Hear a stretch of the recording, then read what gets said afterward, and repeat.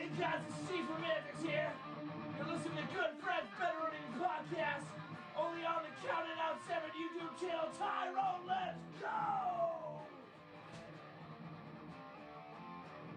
Hello, everybody, and welcome to a brand new episode of the Good Friends Better Enemies podcast. My name is Tyrone, and as always, I am joined by the pina to my colada, Mr. J. Jay, how the hell are you today?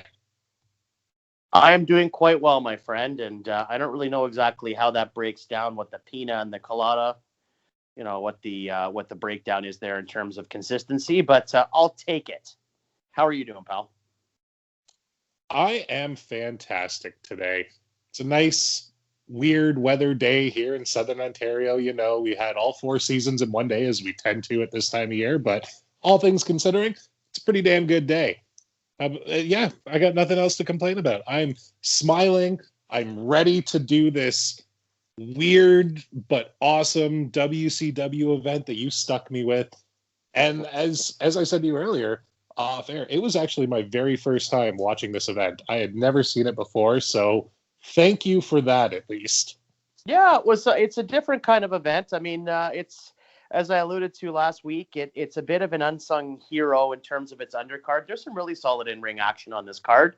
A very interesting time in the company, in WCW, in the wrestling business in general. I mean, this is when we had the 3 major players of the late 90s, ECW, who we covered last week with the Barely Legal pay-per-view, 1997, which I rebooked. And then this week, you are rebooking the Slamboree pay-per-view from 1998, which is going to be a lot of fun. And then, of course, I'm not sure what we're doing next week, but I'm wondering if we're going to go back to the World Wrestling Federation. We'll find out in short order, I'm sure. But before we dive into the world of World Championship Wrestling and the adventures with the NWO, we do have a couple of moments in history. Yes, that's right, folks. We're bringing back This Week in Wrestling History, finally, with much ballyhooed requests for some content in this vein. We are going to bring you a couple of moments. The first one I have here is a pretty pivotal moment in wrestling history. May 3rd is the birthday of the patriarch of the Hart family, Stu Hart. What do you think about this one? I think he is looking up at that big rhino up in heaven asking Vince, you got anything for him right now? You told me that you thought I had that my impression was played out, so it's interesting to see that you've gone down that road as well. No, I mean, listen, it's I mean, you say Stu Hart, you kind of have to do the voice. It's like when you talk about Cornette or anything like that, there has to be voices for some of these people. It's just what we do. That's right. A plate full of peas. No, that's right. So I think that we're looking at a pretty pivotal moment here in wrestling history. I mean, the Hart family has stretched generations of the wrestling business and transcended the wrestling business. You look at the 12 children that he had. Most of the boys were involved with wrestling, and of course, a lot of the girls end up marrying wrestlers. So it stretches far past just the core nucleus of the actual Hart family and the 12 children. Of course, you have the most famous of them all, I would say. I dare to say would be Bret the Hitman Hart. And then, of course, you've got Owen Hart. The other famous members being marrying into the family with Jim the Anvil Neidhart and Davey Boy Smith, the British Bulldog. Of course, Bruce Hart had his moment in the sun. A lot of the talents of the children were utilized in the Stampede promotion. And then, of course, you have the new generation as well. You have Natalya that's on the roster in the WWE currently. You have David Hart Smith, Tyson Kidd, who married into the Hart family with Natalya. So the list goes on and on with all these different contributors and contributing factors to really being, I dare say, maybe the top 3 most influential families in wrestling history. Oh, there's no denying that. Like, it's them, it's the McMahons, and maybe the Von Erichs, I would say, are probably the top 3. But when you talk about the Hart family and different members of it, you can't forget the most infamous member, and that is our friend Teddy Hart. I mean, this guy is just absolute batshit crazy, or was. He seems to have gotten his stuff together a bit more, but my God, Teddy Hart is just a legend in his own mind. Yeah, well, I would take issue, not issue, but I would probably, my list of families would be a little bit different. I'd go with the McMahons, the Harts, and then I'd put the NWO family in there as well, of course, with the Samoan dynasty and all that kind of thing. I think they would probably supersede the Von Erichs in my mind, but it's all a matter of conjecture. No, but to your point, I mean, that's another situation there as well. We have Teddy Hart, who hasn't been a beacon for the Hart family name, but at the same token, he's quite talented, an extremely talented wrestler, and hopefully someone that at some point does get his opportunity on this big wrestling boom that we're seeing right now. If indeed he has cleaned up his act, that he does have an opportunity to showcase his talents. I'm not quite sure what his status is right now and where he is present day, but we wish him all the best. And we also wish the best to the Hart family. I mean, you can look at the Hart family in a way. They're almost the Kennedys of the wrestling business. They've been through a tremendous amount in the last 25 to 30 years. And I think that I speak for you, where we wish everybody in the Hart family just prosperity and health and happiness, and hope that they all continue to contribute to the wrestling business in a positive way as they have for the last 35 or 40 years. Yeah, the Canadian in me just can't say anything bad about the Harts as a whole. We break them down individually. Maybe that's a different situation. But yeah, the family itself is royalty in Canada. No doubt about it. Yeah, without question. I completely agree. Now, the next piece of business we have here is actually going to be fast forwarding, or actually rather rewinding here, back to the year 2005. We're talking about Backlash 2005 that happened in Manchester, New Hampshire on May 1st, 2005. Now, this event is notable because it was Hulk Hogan's first match back since he had been inducted into the WWE Hall of Fame a few months previously. If you remember the angle, it was Hulk Hogan being summoned by Shawn Michaels for some help in a tag team match versus Muhammad Hassan and Daivari. It ended up becoming the angle of the summer, and I dare say the angle of the year for WWE, with Hulk Hogan going up against Shawn Michaels at SummerSlam 2005. I know there's going to be a lot of contradictory opinion on this angle, but I think it is one of the best built storylines in the history of WWE in terms of getting from point A to point B. The match in the ring is a bit of a different story. It wasn't horrible, but it was something. A little bit of inside baseball. Seeing Shawn Michaels sell for Hogan in this match was highly entertaining, probably for the wrong reasons. But I thought that this build and this storyline as we approach SummerSlam was just masterfully done. Yeah, the build to the match was fine, but as you kind of alluded to, the match itself was a different situation. I personally don't like the match. I can't get behind pretty much any match of Hulk Hogan after 2003, and a good chunk of them between 99 and 03 as well. But he went into business for himself all the time. We all know the stories. We all know the rumors, or whatever you want to call them. I just couldn't get behind this one. To me, it was just two of the biggest egos in professional wrestling history clashing, and clearly it was oil and water. Yeah, I mean, I don't have as negative a recollection of the match as you do. I think the match was okay. It wasn't. I don't think that the match stunk the joint out. I thought the match was passable. I don't think anybody was expecting this to be a Matt Classic with the age that Hogan was in and the condition of his back and his knees and things of that nature. Obviously, Shawn Michaels was bumping all over the place for him and making him look like $1 million when he chose to in the match. Obviously, I think most people would have thought that the outcome would have been different, seeing as how Shawn was still, a full-time active participant on the roster. It would have been nice to see Shawn get the win. But again, I stand by my statement that I think it's one of the best built angles in the last 15 to 20 years in WWE. I thought it was just so well done between Shawn being on Piper's Pit, and then, of course, that incredible moment in Montreal on the Go Home Raw to this show where Shawn Michaels is cutting this incredible promo in the ring, just burying Montreal.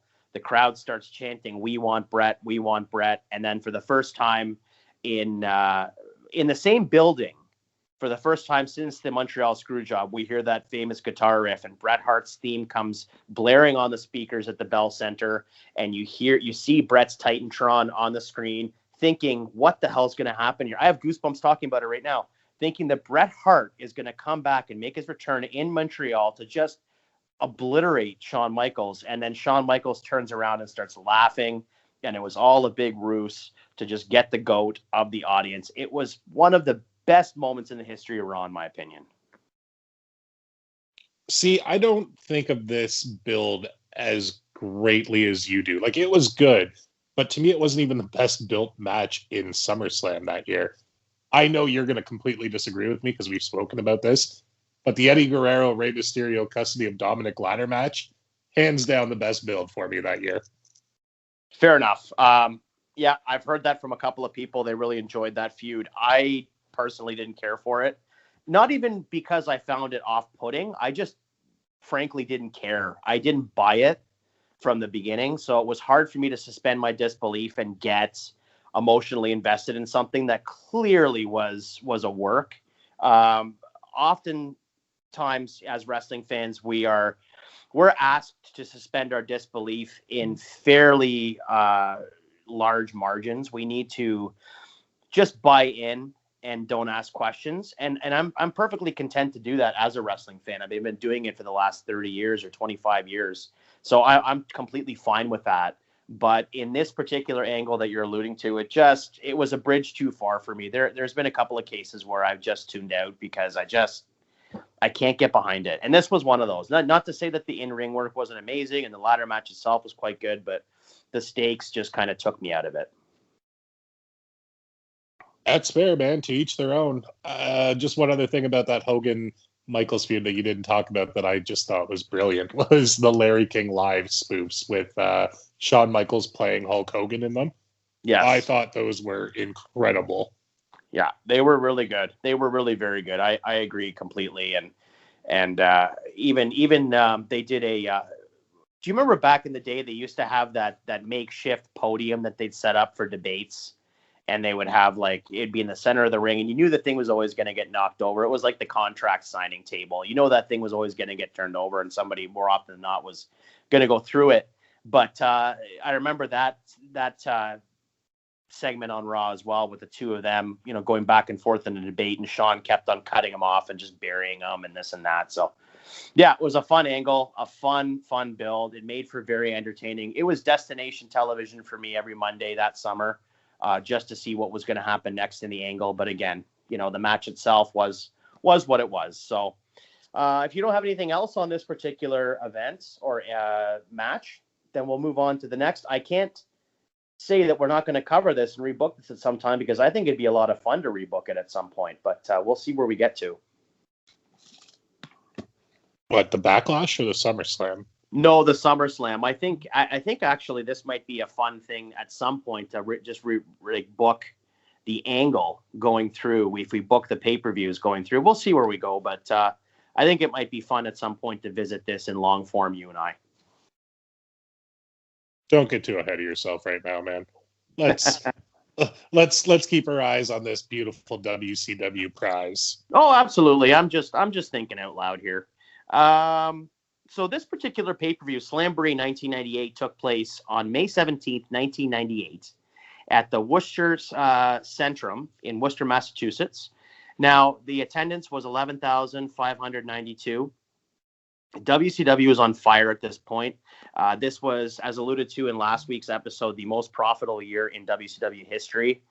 They were printing money. This was indicative of the wrestling business at the time. The WWE was doing the same thing. They were starting to catch up to the heels of WCW at this point. They hadn't quite consistently taken over yet, but they were at the point where they were making so much money with Steve Austin. And I heard Jim Ross allude to not too long ago that at one point in this era, he cut Steve Austin a merchandise check for one quarter to the tune of $1 million. So that gives you an idea of how many T-shirts and how much merch was being sold. I can only imagine the NWO was doing something of the same thing in terms of their merchandise sales. We're coming off the first loss of the Monday Night Wars to to the WWF by WCW in 83 weeks. That happened a couple of weeks previous to this. And as we move into this event, there's been a lot of posturing between the two companies. You've just had the DX invasion of Nitro in Hampton, Virginia, I believe it was. They were at the Norfolk Scope, and they went down to Hampton, Virginia to try and, rather, I think it was the opposite. But they tried to invade WCW. It was the opposite. They went from Hampton to Norfolk. That's right. My apologies. I remembered it was one of the two, but I couldn't remember which was which. And then, of course, you have, Eric Bischoff calling out Vince McMahon on Nitro and things of that nature. Don't want to get too ahead of myself here, but I just think it's important to set the scene and set the standard as we always do in terms of what's happening in the wrestling business. And I think without further ado, let's let you take us on this ride. Where are you taking us this week, buddy? Okay, first things first. I have a beef with WCW and their pay-per-views. Why the hell is it every single one of them we spend anywhere from 5 to 20 minutes just listening to Shivani and Heenan talk about all the upcoming matches? We don't care. We know what they are. And if we don't, it's a bonus attraction. Cool. Tell us about it when it happens. We don't need all that time of just them talking while you see Heenan also holding a headphone and nodding his head, trying to be like, oh yeah, we're good. I hated every bit of that. Yeah, that's something we touched on the Starrcade 1997 episode. I think, if I recall correctly, we had a fairly heated little venting session between the two of us about this. I completely agree with you. You have a WCW pay-per-view. First of all, anybody that's watching it is a fan. They've already purchased the pay-per-view. I don't need you to sell me on the pay-per-view. I've already bought it. Plus, if you're in attendance live as a fan, you have all the hoopla of the beginning of the show. You have the pyro, all the rest of it, and then you have to sit there and get cold for 10 minutes or 12 minutes waiting for in-ring action. Can you imagine like the adrenaline dump that would be? Like, you're so excited to be there. It's the height of the Monday Night Wars. You're going to see your favorite stars. You're going to see the NWO. You're going to see Goldberg. And then you have to wait 10 to 12 minutes of just basic silence or crowd reaction until the first match gets in the ring. I couldn't understand it then. I don't understand it now, and I've never had anybody give me a good explanation as to why they did it. Again, you've already bought. And not only are you waiting 10 to 15 minutes, but chances are when that first match came on, you were looking at somebody like Disco Inferno or something along those lines. So you weren't even getting what you came to see yet. Well, that's exactly what I'm saying. So, like, that's one thing you have to give credit to the WWE for. Like, they would do their opening packages, which were tremendous. You can never take away from the WWE. Even today, their production packages are outstanding.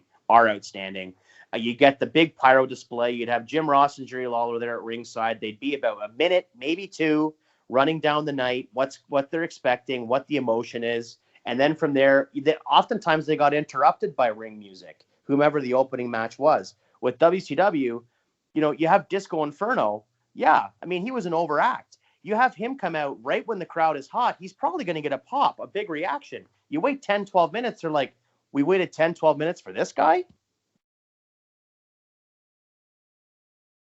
Yeah, I almost wanted to keep you waiting for 10 or 12 minutes there before I answered, but I thought that'd be a dick move. I'm fired up tonight. I'm excited about this. I can tell. I have a feeling you're going to fucking hate me for parts of this event tonight, too. No, 100%. I don't hate you ever. I sometimes strongly disagree with you.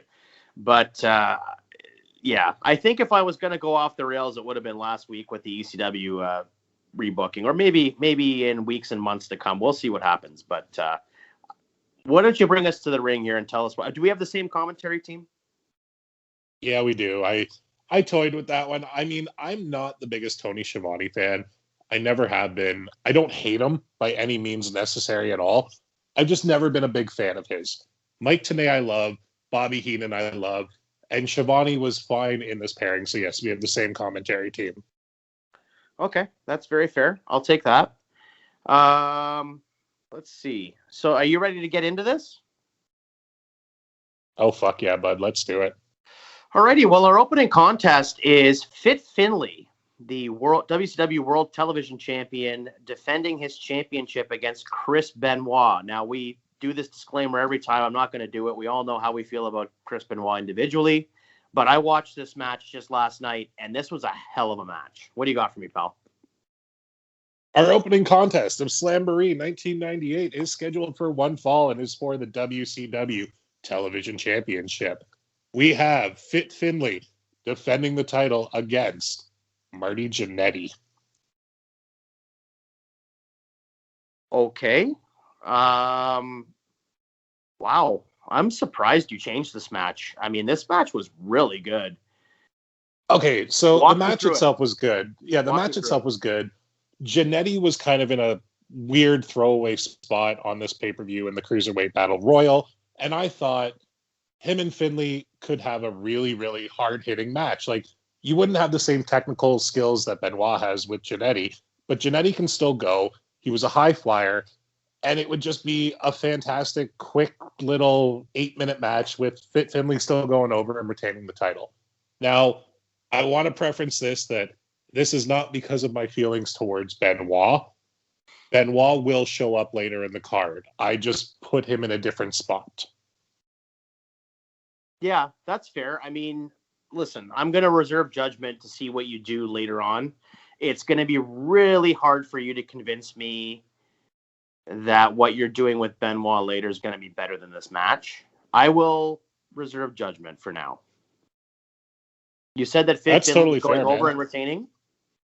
Yeah, Fit Finlay still goes over and retains. Obviously, we're not giving a title to Marty Jannetty in 1998.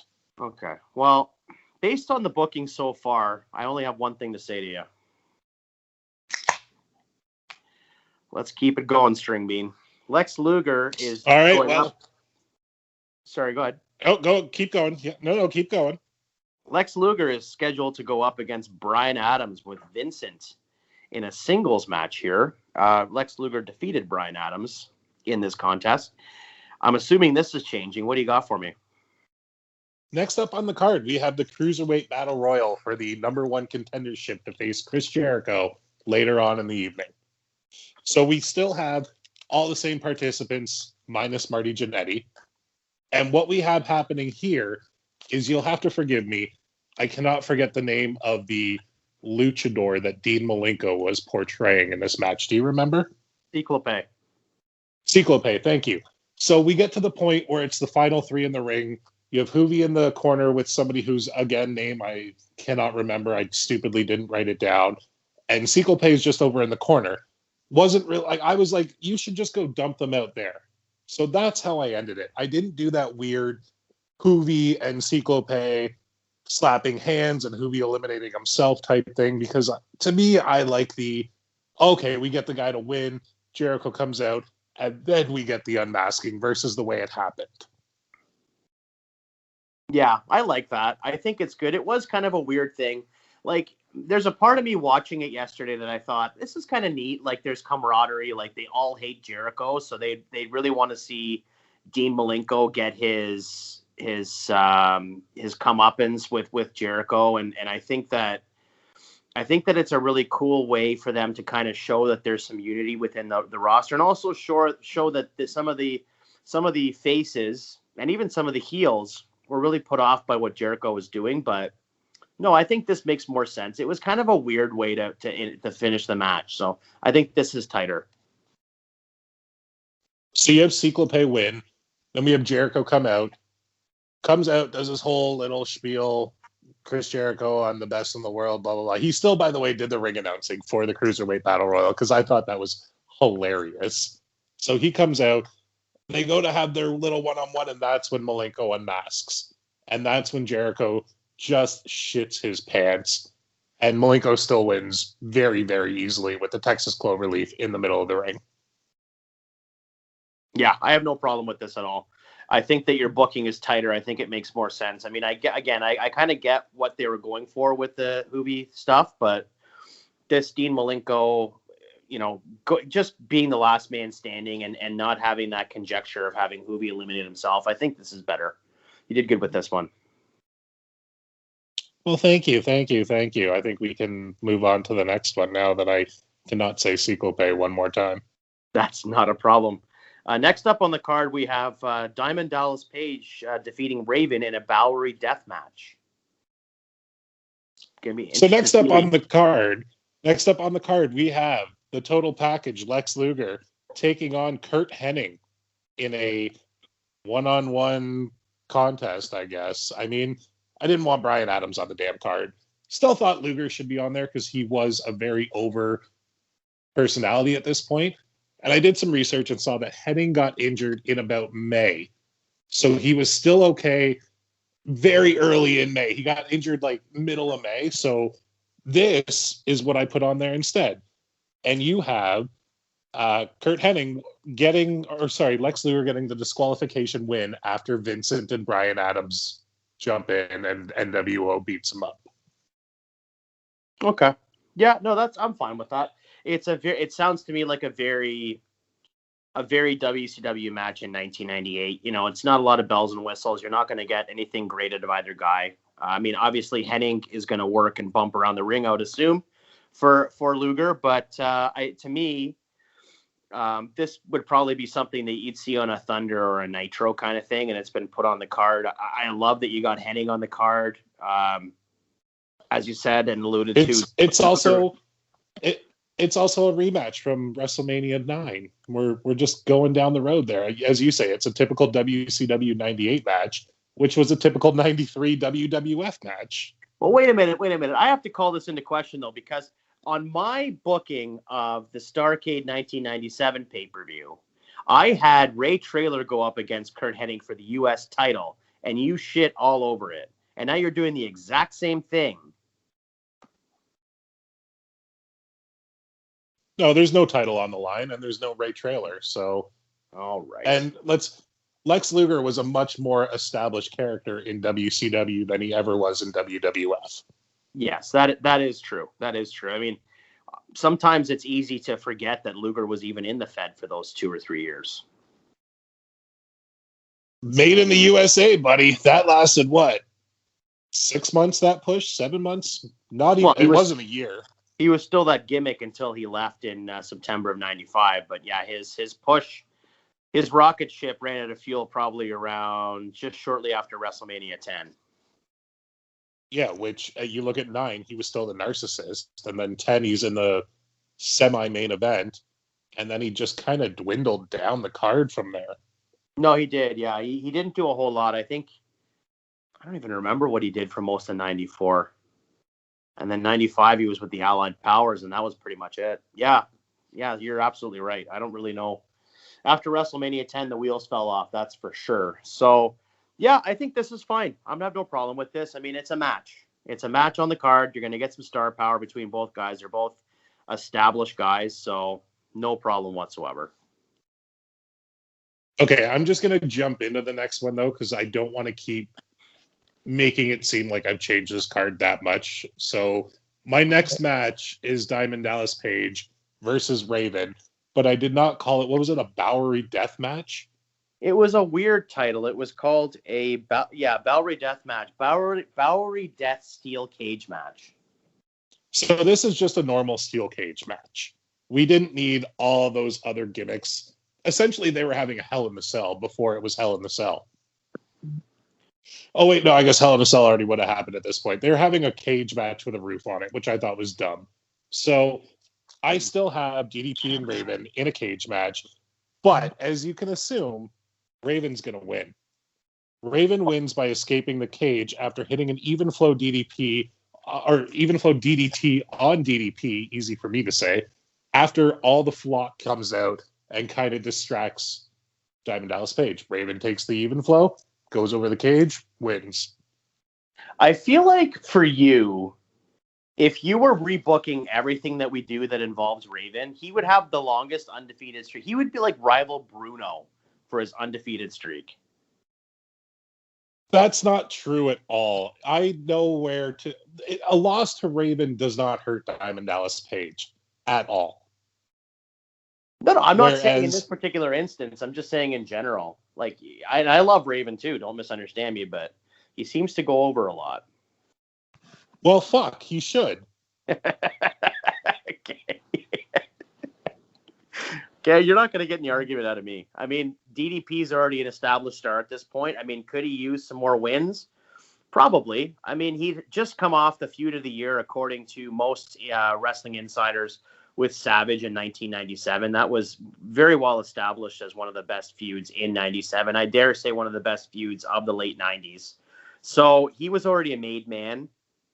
Him going up against Raven here and losing. My only question is this the blow-off, or are they going to continue after this? Because if it's the blow-off, then my opinion might change a bit. Then cool, they can have another match after where Paige wins the war, I guess. DDP, or wow, I keep saying DDP when I mean Raven. Raven will win the battle. DDP will win the war. Okay, well, I'll let slide that it's in a cage and it's not the blow off because it's the 90s and it's the Monday Night Wars, so they're just pulling out all the stops. So typically the cage match would be the blow off, but because it's WCW 98. I'll let you skate with the cage. And I think that, no, that's fine. I'm okay with Raven going over in this. Yeah, the blow-off match will probably just be like a one-on-one submissions match only, and it'll be on WCW Saturday night. Yeah, it'll be like the way they booked The Fiend and Seth Rollins. It'll be, the blow-off will be a singles, and the opening match will be a Hell in the Cell. Yeah, man, do everything ass backwards. That was the Attitude Era, and apparently, recent too. Why wouldn't you? Psychology doesn't matter. Yeah. Nope, not at all. Not at all. But yeah, Raven wins. Raven wins always. You know how it is. I do. I'm just having a little fun with you, buddy. Okay, so you all done with that one? You ready to go to the next? Yeah, man, let's do it, because this match coming up is a beauty. So next up, we have Eddie Guerrero with Chavo Guerrero Jr. defeating the Ultimo Dragon in a singles match. What do you have for me? Eddie Guerrero defeating Ultimo Dragon in a singles match. I mean, it's Eddie Guerrero. I'm not changing it. Okay. So everything stays exactly the same, just as it is in canon? Yep. Yeah, the only thing I toyed about not having was having Chavo out there, but I kind of like that young Chavito was there with his Uncle Eddie. It was a nice little touch. It's Ultimo Dragon. It's Eddie Guerrero. Eddie's got to win. Just the one thing I remember about this match is like the quick snap arm drags that they kept doing blew me away. Yeah. If I'm not mistaken, there were a couple of Japanese arm drags as well. Those over the head, over the top. If you know what I'm talking about, overhead Japanese arm drags, which are really cool. I know what you mean. Yeah. They're beautiful to watch. They are, especially when they're done, expertly. I remember the Dynamite Kid used to do them sometimes, and they were just gorgeous. Yeah, so I'm 100% fine with this, too. I mean, you're not going to get, a bad match out of these two guys, and it was really well worked, so I'm fine with you keeping it the way it is. I mean, a lot of this card is surprisingly unchanged. Some of it you've changed, much to my surprise, like a la the opening contest. But again, I'm giving you enough rope here, so let's see where you go next. We have Goldberg. Yeah, this is Saturn. Sorry, go ahead. This is where it starts to get a little bit weird for me here. Like, we've kind of been making good time on this podcast right now, and I feel like the last half of this show is what we're going to spend most of our time talking about. So I had a feeling. Yeah.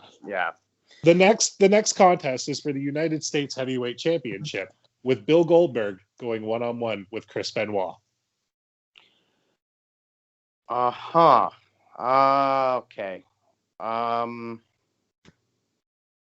It's not a squash at all. It is a match where Benoit is going to actually wrestle with Bill Goldberg. Not the way that William Regal did, where he got pretty much fired for. They're going to have a wrestling match that they probably rehearsed for a while. It's still only going to go about 7 or 8 minutes, but Benoit gets a match out of him. Benoit bumps for him. Benoit gets some offense on him. There are some hammer locks, some wrist locks, some submission moves applied by Bill Goldberg. They're trying to actually get him to wrestle and not just dominate. But Goldberg's still obviously going to win at the end. Yeah. I appreciate the attempt, but not for me. I don't see it. I feel like this is something that we could do post World Heavyweight title win or something like that. You got to remember we're only about 6 weeks away from the Georgia Dome with Goldberg going over on Hogan. I just don't see Goldberg doing a ton of competitive matches going through. Like, this was the mystique of the streak, was him running through people. Him having a competitive 7 to 8 minute match versus somebody like Chris Benoit, who was not that high on the card. I mean, he was a mid-carder at this point. He would get higher on the card within the next year or so, but I just don't see it. Sorry. Benoit had already been a horseman by this point, so I think he is definitely established and a bit more than a mid-carder. No, he was established without question. I'm not arguing that. I'm just saying that for the streak to be what it was, and for the purposes of Goldberg winning the title against Hogan, I think you need Goldberg to run through people. Like, you can have somebody have a flurry of offense, maybe, but to go 7 or 8 minutes with Goldberg and Benoit, I think just in a way derails the momentum a bit. Because the thing is, nobody could stop Goldberg until he ran in with Hogan. Hogan at that point was probably the most competitive and maybe the longest match he had so far. So when you do that, when you on the way to this and you have Benoit, I don't know, put Goldberg in some sort of a jeopardy, I think it derails the momentum a bit, in my eyes. Okay, I fully see where you're coming from, but at the same time, don't you think it's kind of a good thing to have, I don't want to say a warm-up match, but to show, if you're going to go with this guy as your heavyweight champion, that he can actually wrestle. And he's not just a dominant kick, punch, spear, jackhammer. That's it. No, I think that if you want to do the Goldberg-Benoit thing, you can do it after he wins the championship, because I think that once you have the burden of carrying the championship, not the burden, but once you carry the championship, you have the expectation that your matches are going to be a little bit longer. Goldberg, maybe television matches can be short and squashes, but when you are headlining pay-per-views as the champion, the world heavyweight champion, you have to be able to perform a match that's a little bit longer. Whereas when you're on the road to getting to that opportunity, I feel like Goldberg needed to just be running through people. So once you get past the point that Goldberg wins the title, then you do this Benoit match. I'm completely fine with it. But on the road to it, I think it's a little bit confusing. I understand where you're coming from.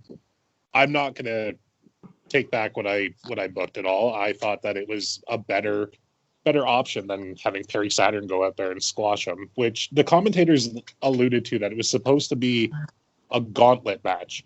Was it supposed to be a gauntlet match of all of the flock? Like, I didn't fully understand what was going on there.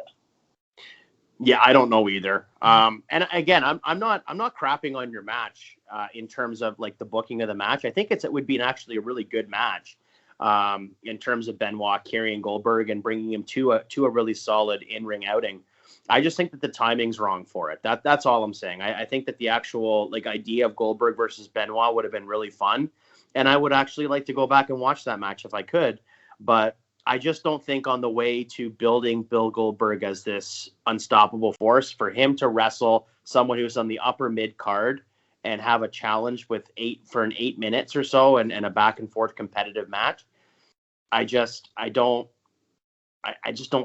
feel it. I'm sorry. That's fair. To each their own.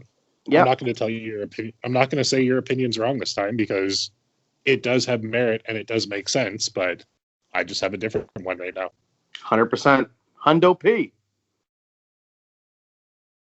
You're not 24. Don't act like it. I am not. I didn't even know that was a saying until about 6 months ago. Are you ready to go on to the next one, my friend? Oh, boy, am I. Oh, I'm dreading this.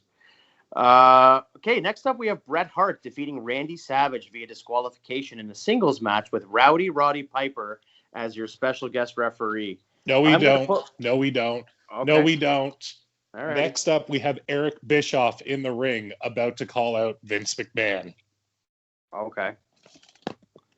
Walk me through this. I'm putting my notes down. Did you really? Did you really think I wasn't going to touch this one? I am waiting with bated breath to see where you go with this. So we still have all the hoopla of Michael Buffer, and throughout the show, Doug Dillinger's been out there looking for Vince, all this nonsense. We all knew Vince McMahon wasn't going to come out, but I had an idea. And unfortunately, I couldn't do that idea due to contracting. I thought it would have been great if he just kept saying, Vince, I'm going to get you. Vince, I'm going to get you. And who comes out but Vince Russo? But we're about a year away from that still. So unfortunately, I couldn't do that. Yeah. So what I did do is I had a pissed off Chris Jericho come to the ring and say that Bischoff wishes he could be Vince McMahon. Vince McMahon knows how to treat his talent, goes off on Eric Bischoff, just calls him a lowlife, a scumbag, only cares about the NWO, and it turns into almost like a spy angle. Like, you start to wonder, is Chris Jericho actually working for Vince McMahon? Is he the mole in WCW? Is he the one leaking everything to Vince? And it just turns into that kind of angle. And so where does it go after this? It goes to Jericho feuding essentially with the NWO and making it seem like he's working for Vince. Because at this point, Jericho was already in contract talks with the WWF. He would debut about 15 months later, 16 months later. It's in August, I think it was, of 99. Yeah. So, right. I mean, he was already in contract talks. He talked about it on Austin's podcast recently, that he went to Vince's house and did all of that. They wanted to make sure they could trust him. So I feel like this actually was a fun angle that almost could play out when he signs with the WWF. Yeah. I don't know. Only because they tried doing something with Jericho and Goldberg in the fall of 1998. They kept on teasing this Goldberg match, and Jericho kept on coming out every week on television and talking about how he had been one up on Goldberg. Like, he had his own streak going because Goldberg would never show up for the matches and forfeit and this and that. And it ended with Goldberg just spearing Jericho. Nothing came of it. I'm wondering, in 1998, I don't hate the idea of Jericho being inserted into this, but I'm just wondering, like, how like, what are the legs on this? How far would it actually go? Would it go through the summer? Would it be something that's dropped, a couple of weeks afterwards? Is it just a way to try to blow off the angle for the night? Like, where do you see this going? I think it could go through the summer if they actually stuck with it. But again, we're talking WCW. If it's not NWO, they're not sticking with it, or Sting. Those are the only things that really matter to them at this point. Whereas you talk about the Goldberg Jericho thing, that was all fun. But as you said, it never really went anywhere. There wasn't really a match. It was a spear. That was it. So if that's what you're going to do with Jericho, just turn him into a comedy thing. Why not actually let him showcase his skills here? Yes, we know he's great and he's funny, and that was awesome. But here, he still could have put comedy elements into it, but he could have been more serious about it too, and like pulled out a cell phone and been like, "Oh, I'm calling Vince right now," or something like that. Like, there could have been so much you could have done with it. Does he, like, is this a way then of him turning face? The crowd could turn him face on it, but the NWO was the coolest thing in WCW. They were faces without being faces. So no matter what, if you're against the NWO, unless you're Stinger Luger, you're going to be a heel. So the other thing is, we're in the middle of right now the NWO separating into the Wolfpack and the NWO Black and White, the Hollywood faction. So do you see him? I'm assuming he's feuding with Black and White. I mean, you know what? I'll tell you what. I could see this gimmick working and this angle working if you maybe put Jericho in the Wolfpack. All right, I'm down with that. Let's put him in the Wolfpack. Yeah, I mean, it would be weird. Like, now that you think of it in hindsight, I don't know how it would fit.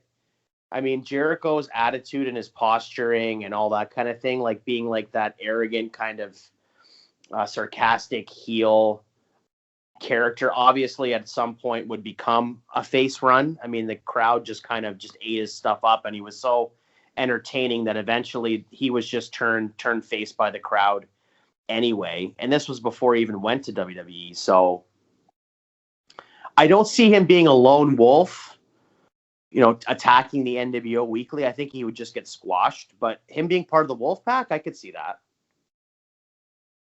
Or you could team him up with DDP even, because DDP was the lone wolf going after the NWO, and it worked for him. Yeah, that's true. But I mean, I think that DDP and Jericho were kind of in two different stratospheres at this point. So you could probably team them up, but all it takes is one moment like this where Jericho could be elevated to that stratosphere. Yeah, I don't hate it. I don't hate it at all. I just needed to sort of be walked through it a bit and try to wrap my head around it a bit before I made my my final stamp. I didn't like it at first, to be honest with you, but now that you walked me through it, I think I'm okay with it. Actually, I think it's, as long as it leads to something and it's not just Jericho going it alone, because him going it alone, it wouldn't last more than a week or two, would be done. So no, I'm okay with it. I think this is kind of neat. It's a good idea. And it's a great way to use the platform that Bischoff is offering in terms of that. If you're going to use that pay-per-view time to do this fake angle with Vince McMahon, then to get one of your own homegrown younger talents over along with it makes all the sense in the world. So yeah, I think it's good. Exactly.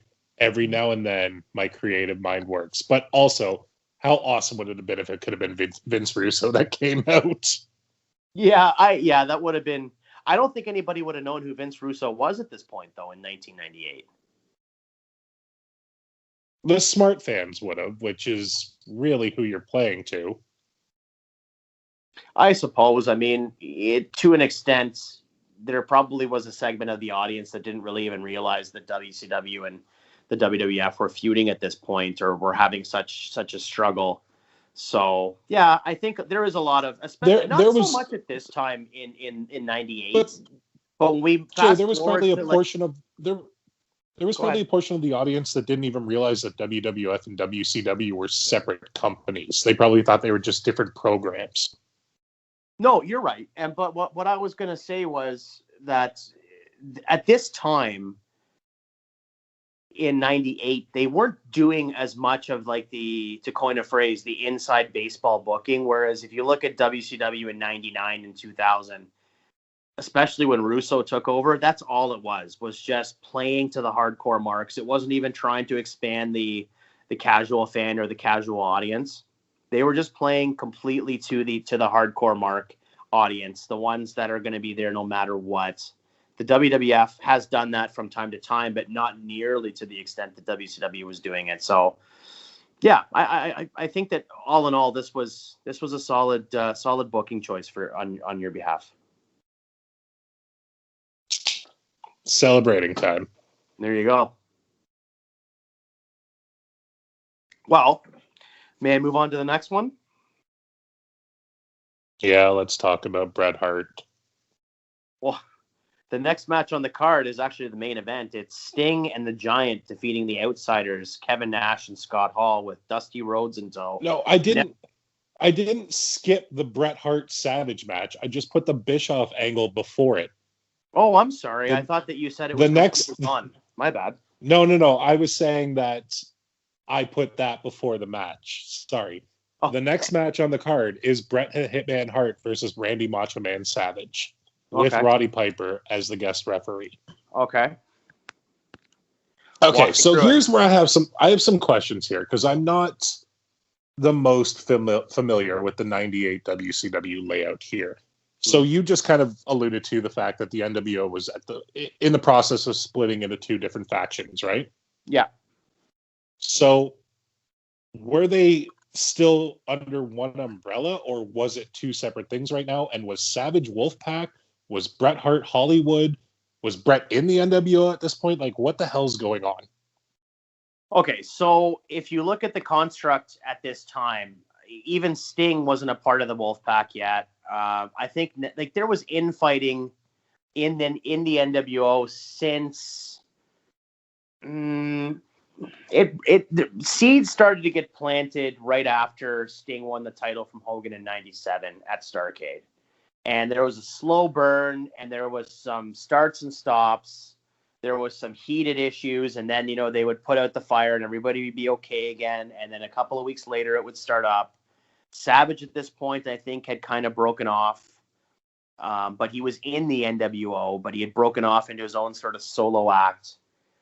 It was right on the cusp of the breakup. So battle lines were being drawn, but nothing was concrete yet. So this particular pay-per-view, in my mind, is kind of like a no man's land in terms of the NWO. There weren't really any clear division lines written or drawn yet, but we all kind of saw where it was going. The writing was on the wall. So I think that you have a lot of room here to kind of play with your interpretation, if that makes sense, that explanation.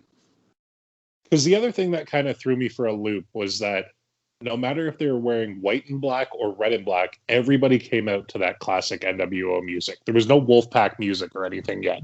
So that's why I was like, it was like at Mania 17 where Vince and Shane both came out to the No Chance in Hell theme.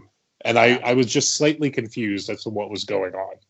Well, that's what I mean. So, and the other thing too is you have to remember with WCW at this point. I mean, we can all agree that the Monday Night Wars, the booking on both programs was very convoluted. It was a lot of all over the place. I do think that the WWF, for the most part, did a better job connecting dots. Sometimes very loosely, but especially in the main event angles.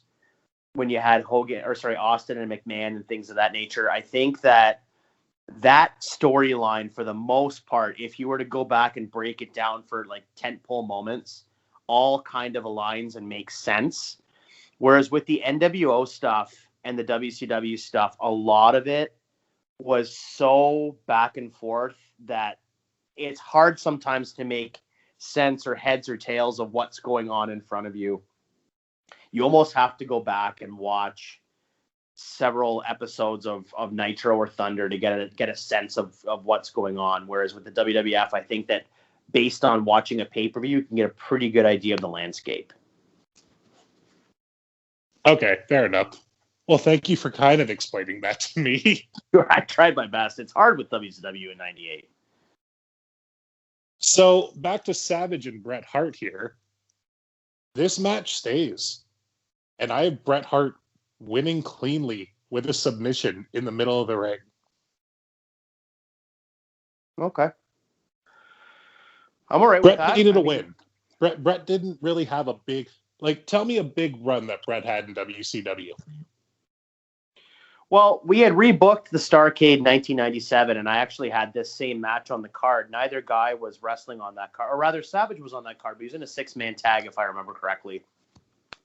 And the idea was that we were going to have Bret go on to face the winner of the Sting-Hogan match at some point.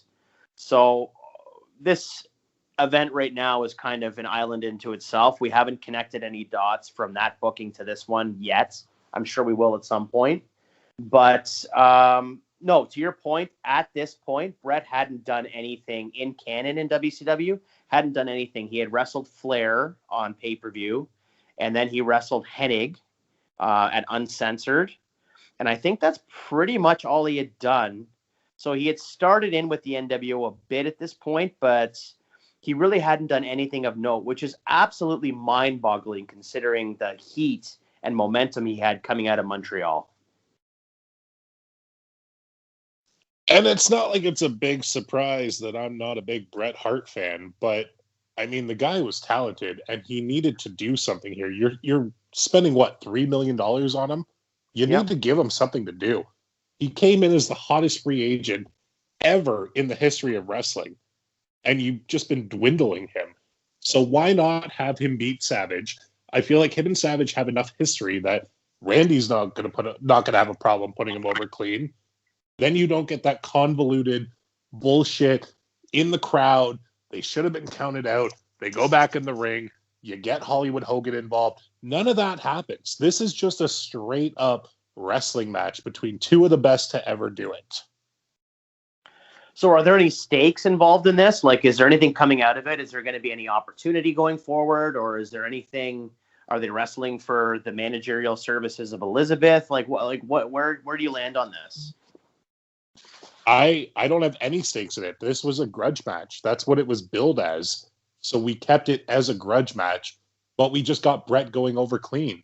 He needed a clean victory over one of the top superstars to keep going in the direction that he should have been going in. Yeah. Okay. I'll buy that. I'm okay with that.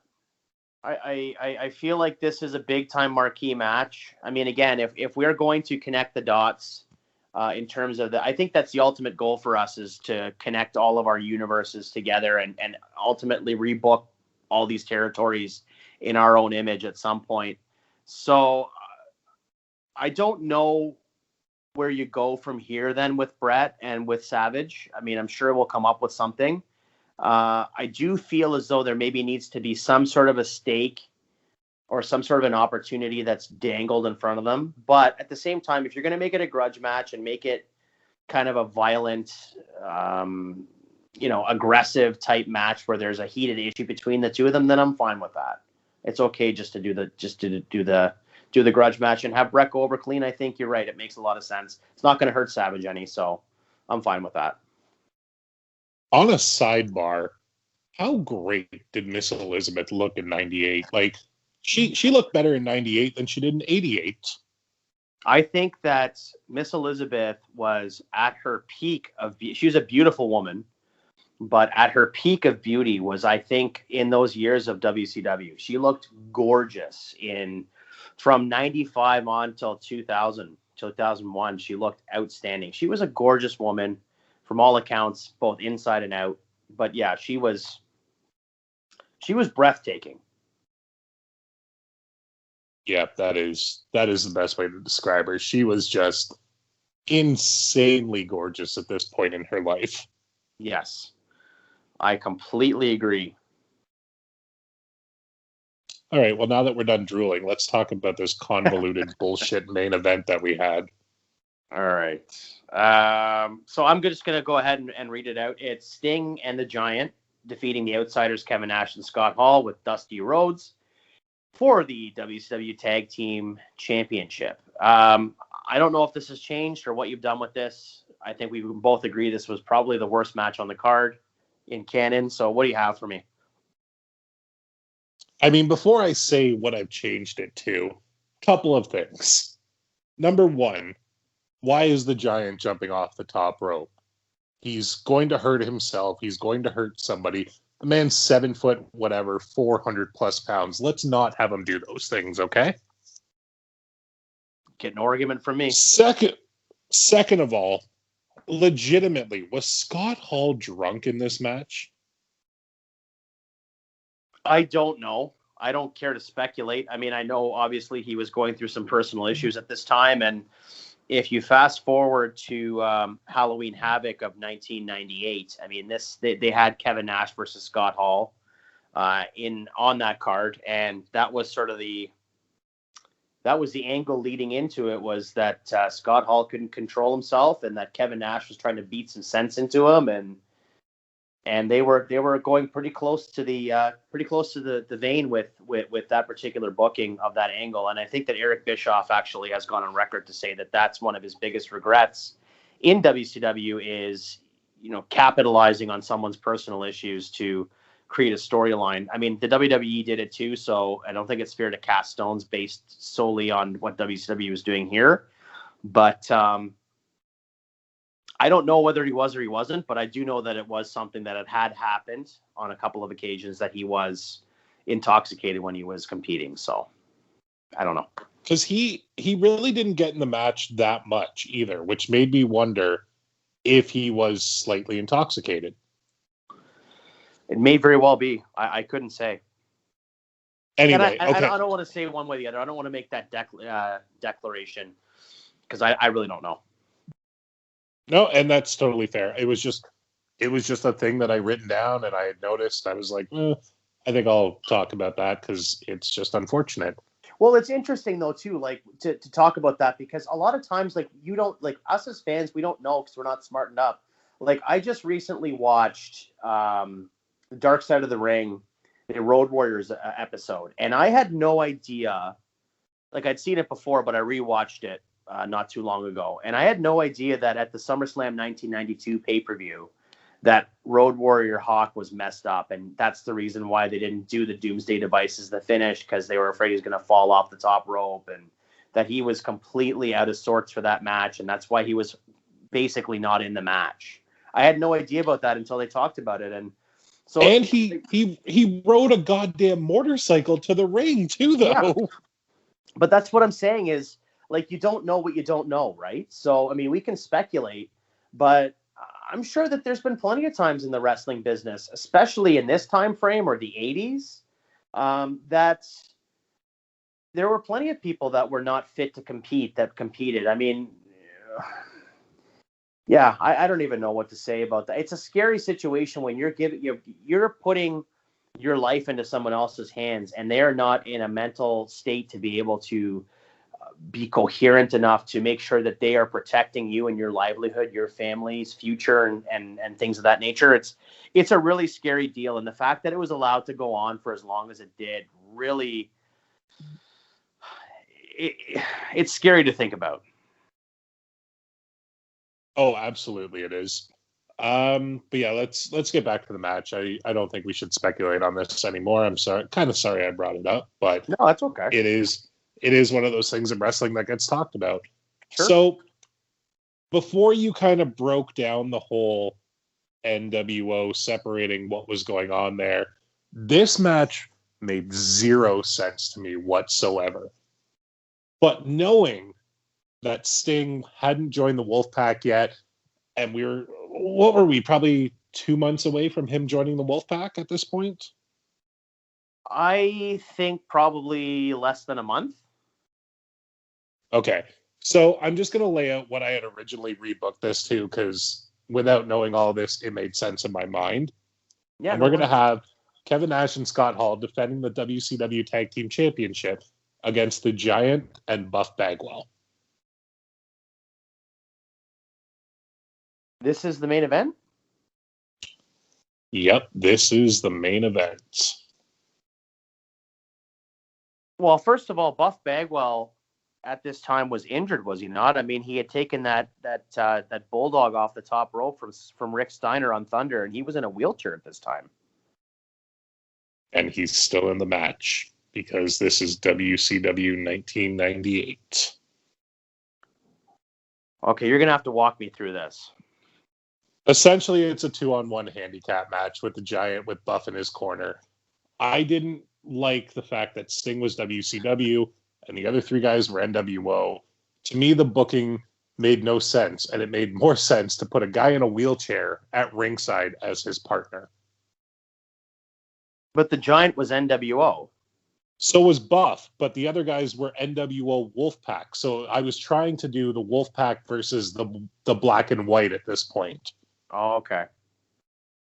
That's why, to me, it made no sense to have Sting there when you have 3 out of the 4 guys technically in the NWO. We don't have a full split of the NWO yet. There's not 2 full factions. Why the hell?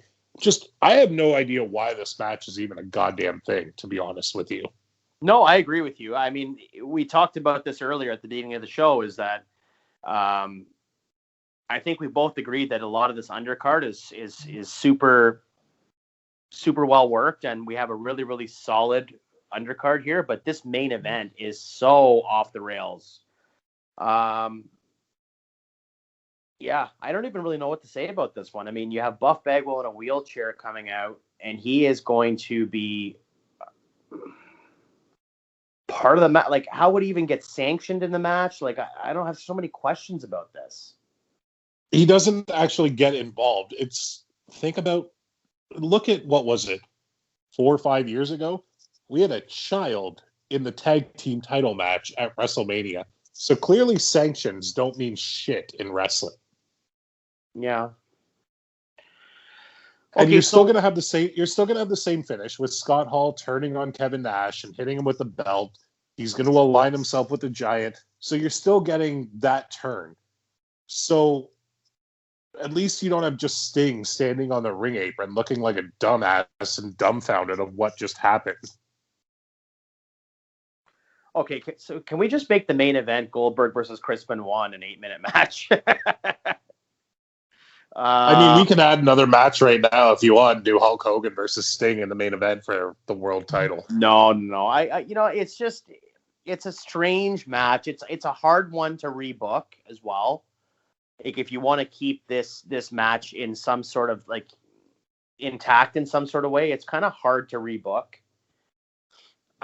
I'm confused by the Buff Bagwell stuff, I'll be honest with you, but I mean, if the end result is having Scott Hall turn on Kevin Nash and having the Giant and Scott Hall walk out as tag team champions, and then having Buff Bagwell kind of be left out in the wind, like, will they just leave Buff Bagwell there? Will they will they do something to him after the match? Will they get heat on him by beating him down? Like, how would that go? Yeah, I'm not going to lie. I didn't think all the way through with that one. I just kind of assumed that they would celebrate around him on the floor because Buff's NWO, their NWO, they're all together now. You know what I mean? Yeah, see, I could kind of see it going that way, that you take Buff as kind of like the mascot, like the token guy that, okay, so we have another guy, like you can't do a tag team match without another guy, and Buff was the only one available. So you bring him in, and somehow by the magic of pro wrestling, he gets cleared to be ringside. And then you do essentially a handicap match here. And then ultimately you could even do it that Hall never gets tagged in the ring. And then when he does, he just goozles Kevin Nash, and that's the end of it. Giant wins the title, and then you have the tag team champions celebrate. And then to get like ultimate heat, you just completely obliterate Buff Bagwell. Poor Buff Bagwell, who's sitting there in a wheelchair. You can even have Judy Bagwell at like ringside, like crying or something. That would be fun. But for the purposes of getting the breakup completed with Scott Hall and Kevin Nash, I get it, I guess, but it's a weird match. It was a weird match to begin with, and I didn't have a lot to work with here.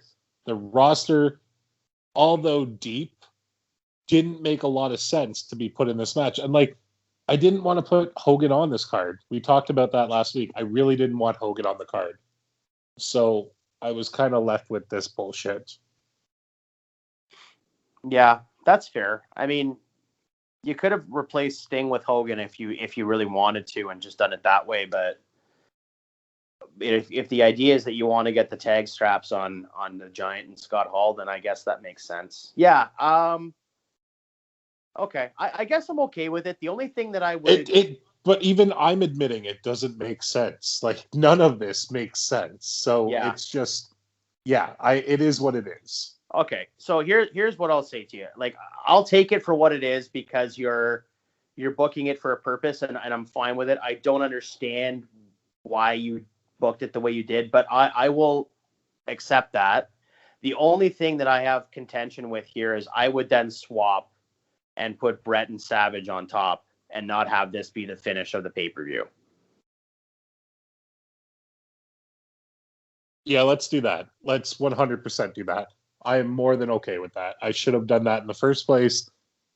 You're right. You're absolutely right. Yeah, I just don't know how you go off. Like, WCW did some boneheaded things, but I don't know how you go off the air. I mean, unless you book it in that way, like we talked about, where you have them just beat the hell out of Buff Bagwell afterwards, and you leave the pay-per-view with like this ultra heat, like this nuclear heat, people throwing stuff in the crowd from the the debris into the ring and stuff. Then you can go off the air with that. I'm fine with that.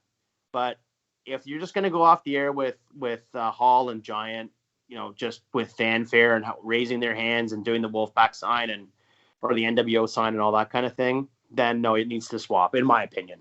It's not my card to book, so. I'm not going to disagree with you at all. Like, you made it better, and I appreciate the fact that you did that. We're going to swap these matches, and yes, we're going to have Bret Hart win cleanly in the main event. That makes a lot more sense. Yeah. No, you know what? I think all in all, you did a good job rebooking this card. Again, you didn't have a lot to work with. I mean, you had people at your disposal that you could have brought in to enhance the star power. I think the thing sometimes that gets lost on certain people as well when they talk about pay-per-views, I'm not talking about you now, but I'm just saying in general, is that some people have to remember that pay-per-views oftentimes are a chapter in the story, not the book. So for you to book this event the way you have, what you've done is you've bridged the gap from April to June. And so now you have a chapter in the story. Some of these stories will get blown off in June, and some of them will continue on until September. We don't know yet. But sometimes the device is you're not blowing off or starting a feud, you're continuing the story. So you're like, right now, in the purposes of this particular pay-per-view, you're more of Empire Strikes Back than Return of the Jedi or A New Hope. You're in the middle right now. You're telling that story, and then we'll see where we go after this. I think there's some compelling stuff that can come out of this booking, but not necessarily. This is not the climax or the crescendo of the stories that you're trying to tell right now. I feel like. Does that make sense? I appreciate the fact that you said A New Hope or Empire, but let's be real, I'm more of Phantom Menace at this point.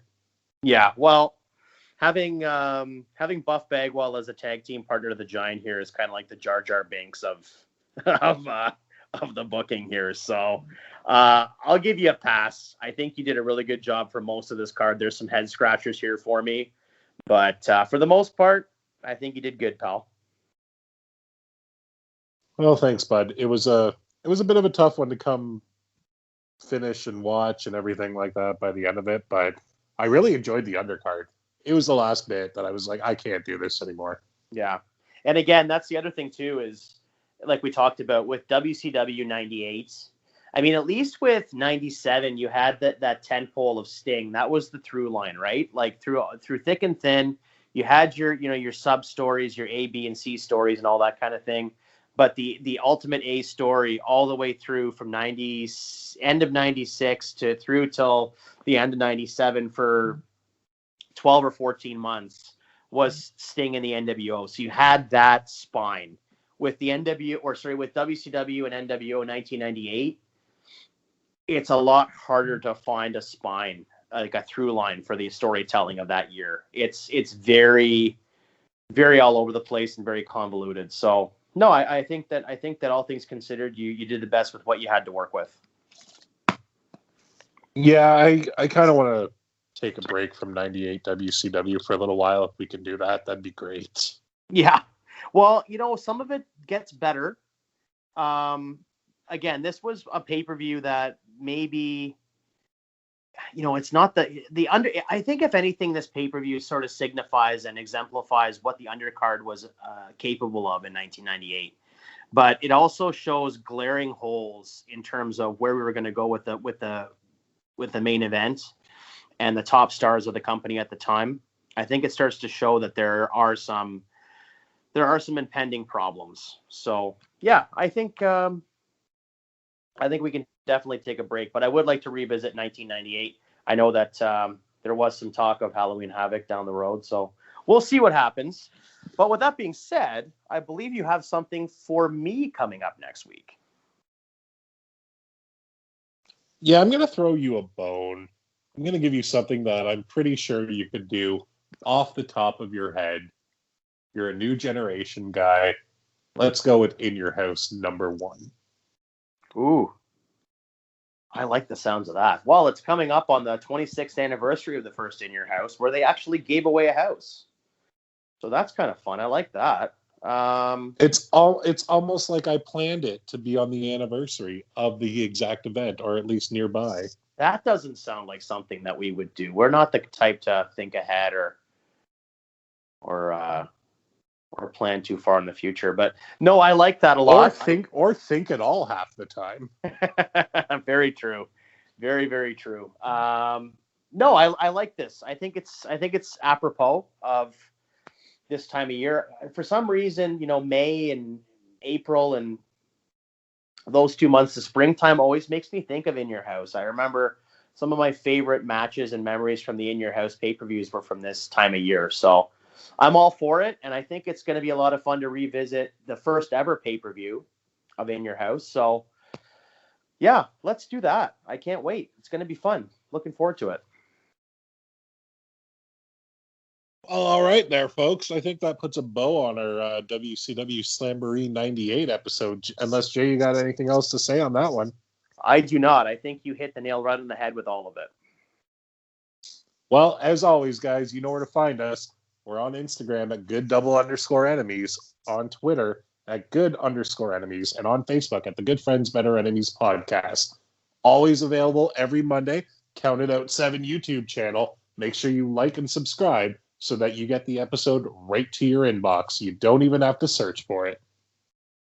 And for myself and Tyrone, for Judy Bagwell, not on a forklift this time, for In Your House 1, and for WCW Slamboree 1998, you've been listening to the Good Friends, Better Enemies podcast. Bye.